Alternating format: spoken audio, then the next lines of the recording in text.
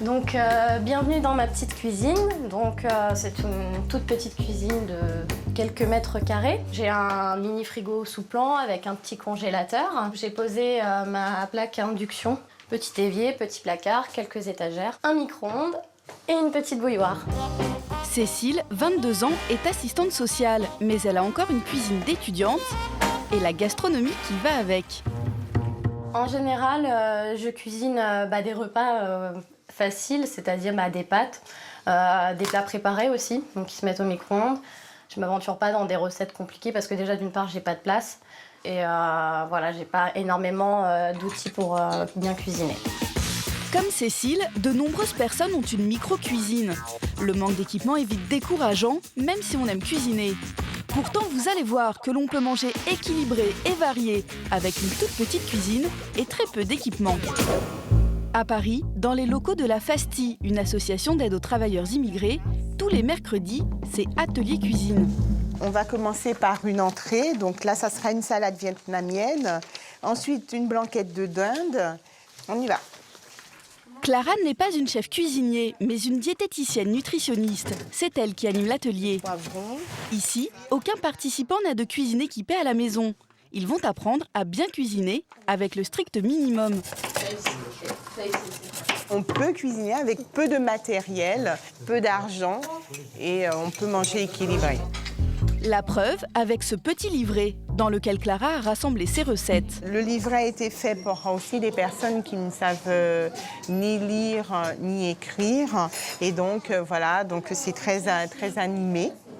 La particularité de ces recettes, elles se font toutes au micro-ondes ou à la bouilloire. On peut faire tout dans les micro-ondes.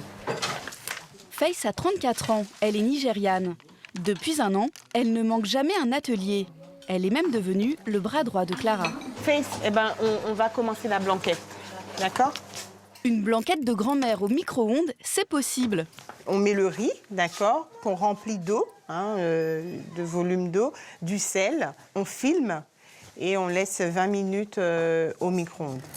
Et toujours avec concentration, dans un autre saladier, on mélange les escalopes de dinde en morceaux, du citron, de l'huile d'olive, des carottes, des champignons, de l'ail et des oignons.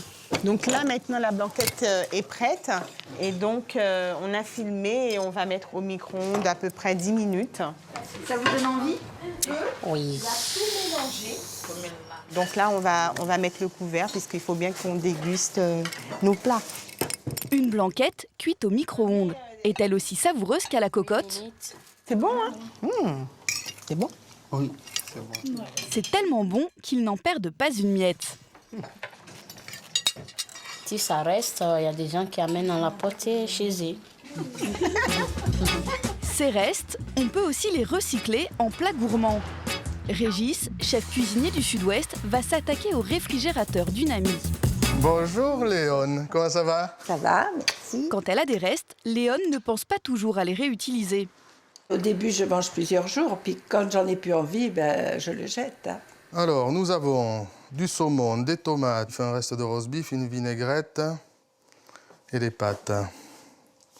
Alors moi, je me vois bien, qu'est-ce que tu en penses? Faire peut-être un petit stroganoff, c'est-à-dire on avait le roast beef froid. Du stroganoff, je ne sais pas ce que c'est. Un stroganoff, une viande en sauce, à cuire juste avec une poêle. Alors là, on va faire des cubes. L'avantage de ces recettes, c'est que l'on puisse donc avoir le produit de base, il est déjà existant et payé, donc on mange pratiquement gratuitement ces recettes. Et on fait une recette à la sortie qui est tout à fait originale. Un petit coup de calva, et puis on va ajouter les oignons, un petit peu de crème. Vous avez un roast beef froid, et puis vous sortez avec un stroganoff. C'est bon? Oui, ça a pris... Qu'est-ce qu'on a fait? 7-8 minutes pour cette recette. Maintenant, place au saumon de la veille. Encore plus simple, pas besoin de cuisson. À la base, tu l'avais fait comment? En papillote chaud? Papillote chaud, oui. Donc là, tu vas le manger froid avec ses pâtes. Comme ça, il n'y a pas de reste. Dans son métier, Régis connaît la valeur des restes.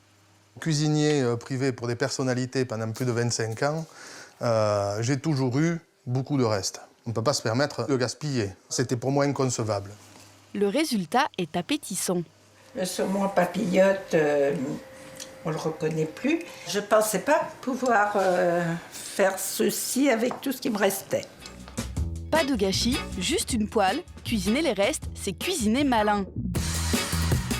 Nous retrouvons Cécile. Plutôt que manger des pâtes, nous lui proposons de cuisiner un repas complet grâce au livret de recettes de Clara, la diététicienne nutritionniste. Ce soir, Cécile reçoit ses amis. Réussira-t-elle à les convaincre ? Donc je vois qu'il y a des recettes déjà avec des légumes, chose que je mange très rarement. Donc là, je vais tester la recette du poulet marengo, donc qui se fait aussi au micro-ondes. Temps de préparation 15 minutes plus 26 minutes de cuisson. Blanc de poulet, champignons, oignons, ail, tomates, le tout en morceaux dans un saladier. Pas plus difficile que ça. Je suis étonnamment surprise d'avoir pu réaliser ça. Donc c'était super facile, très rapide. Et en plus, il y en a beaucoup. Donc comme accompagnement, je vais faire une purée de pommes de terre. Je ne savais pas du tout qu'on pouvait faire une purée au micro-ondes. Donc là, c'est une première pour moi que je vais tester. Une purée maison au micro-ondes, vous ne rêvez pas. Les pommes de terre épluchées sont mises dans des sacs de congélation fermés. En 5 minutes au micro-ondes, elles cuisent. On les écrase ensuite dans un saladier, un peu de beurre, de fromage blanc, du lait et c'est prêt. Cette purée maison, en tout cas, elle a l'air délicieuse. Salut! Au total, en moins d'1 heure, Cécile a préparé un poulet marengo, une purée maison et un gâteau aux pommes, le tout au micro-ondes pour 4 personnes.